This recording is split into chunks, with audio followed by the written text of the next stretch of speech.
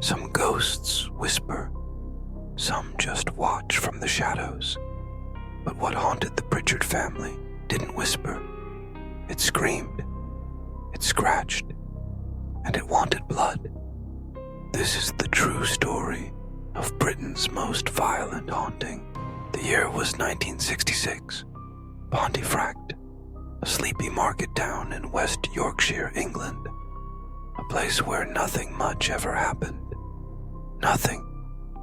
Until Joe and Jean Pritchard moved into 30 East Drive with their 15-year-old daughter Diane and their son Philip.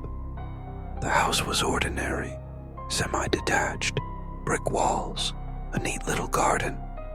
Nothing about it warned the family of the hell they were about to endure. It began almost immediately. While the parents were away on holiday, Philip and his grandmother were the first to notice things. Changing, white powder appeared on the floors, like someone had shaken out an entire container of chalk dust in the middle of the hallway. Water began dripping, but no pipe had burst. The taps were fine, the ceiling was dry, but puddles formed, unnaturally cold. Light bulbs exploded. Doors slammed shut with violent force, even when there was no wind.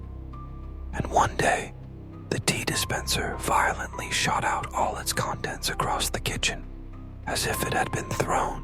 The Pritchards tried to explain it away. Old plumbing, faulty wiring, a vivid imagination. But soon, the disturbances couldn't be dismissed.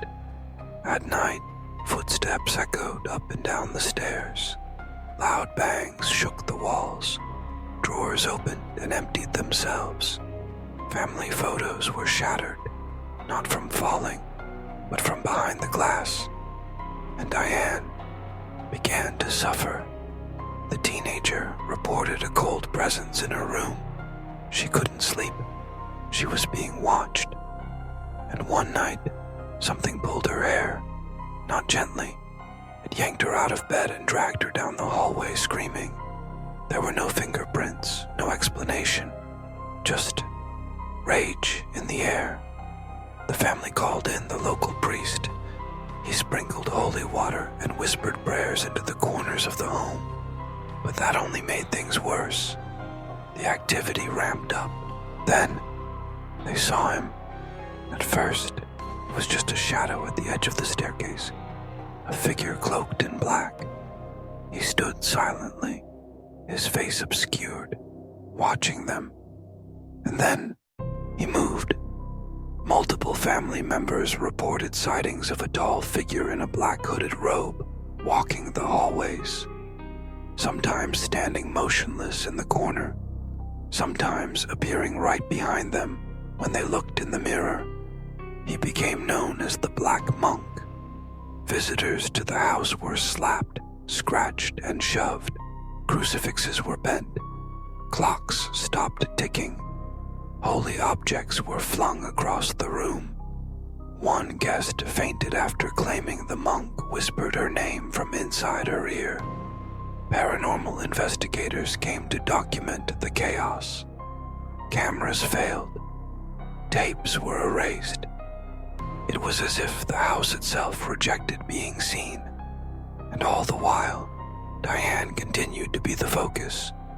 She was scratched, bruised, thrown across the room, once even levitated in front of witnesses. She was only 15.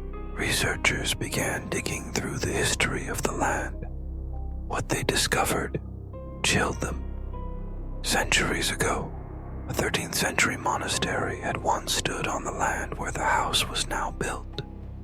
And according to legend, a monk from that monastery had been hanged for unspeakable crimes, including the rape and murder of a young girl. He was executed and allegedly buried on the very ground where the Pritchards' home now stood.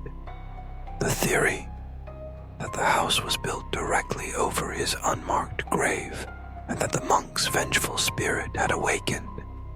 He had been shamed, humiliated, and erased in life. But now, in death, he demanded attention. The Black Monk became more violent. Relatives refused to visit.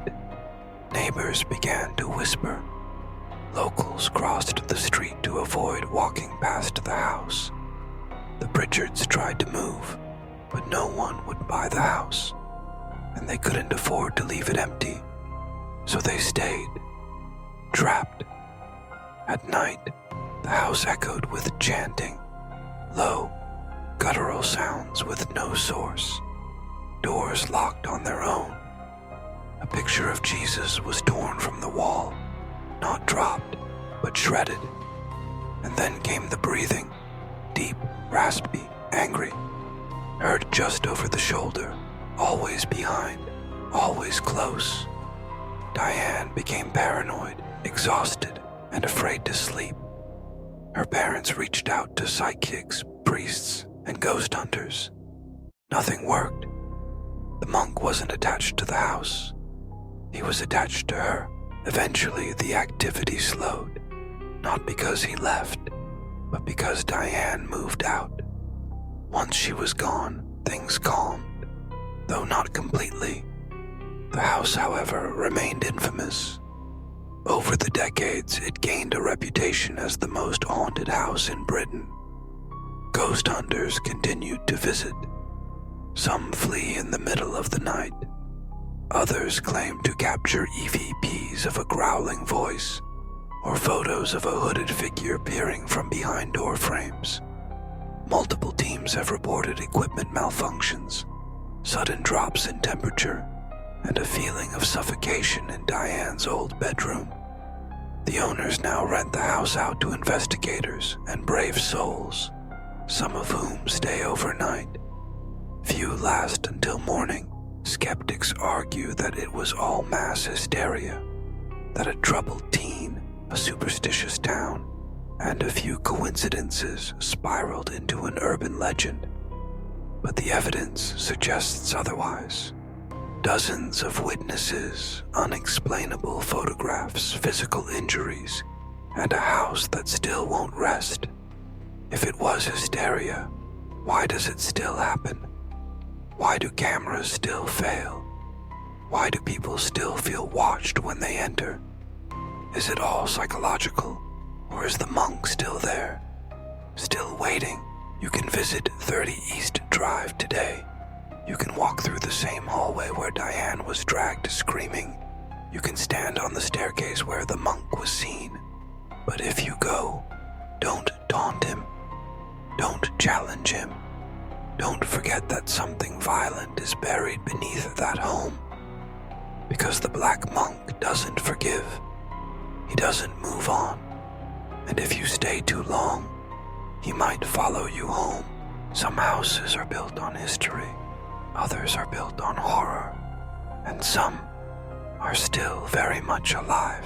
Please don't forget to like, share, and subscribe to Truth is Terror for more spooky, true hauntings and unsolved mysteries. Until next time, sleep well.